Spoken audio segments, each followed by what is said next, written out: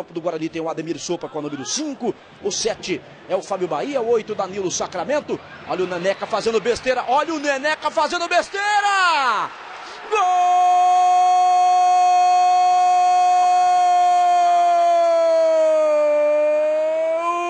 do Guarani!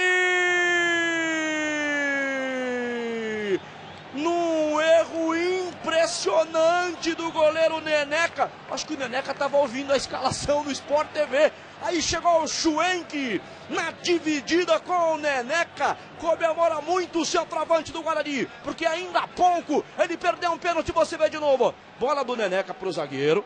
Aí recebeu ali o Everton Luiz, devolveu para o Neneca. O Neneca tentou dar o chute, travou com ele o Schwenk por todos os ângulos para você curtir. O gol do Guarani, gol de centroavante, gol de camisa 9, gol de Schwenk.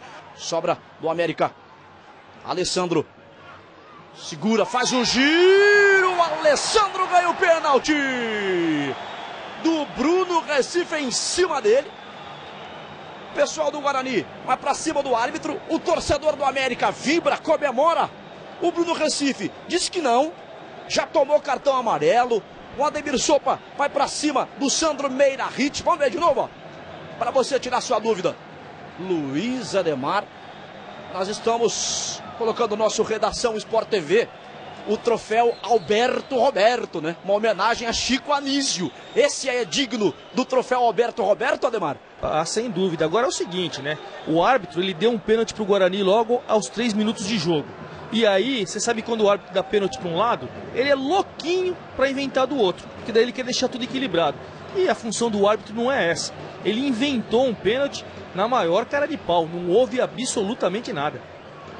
O Fábio Júnior, que não tem nada a ver com isso, vai para a cobrança.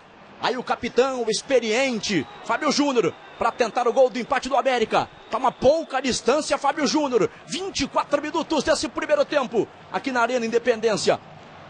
No centro do gol, o goleiro do Guarani, o Emerson. A arbitragem autoriza. Aí o Fábio Júnior vai bater com o pé direito. Fábio Júnior! Gol!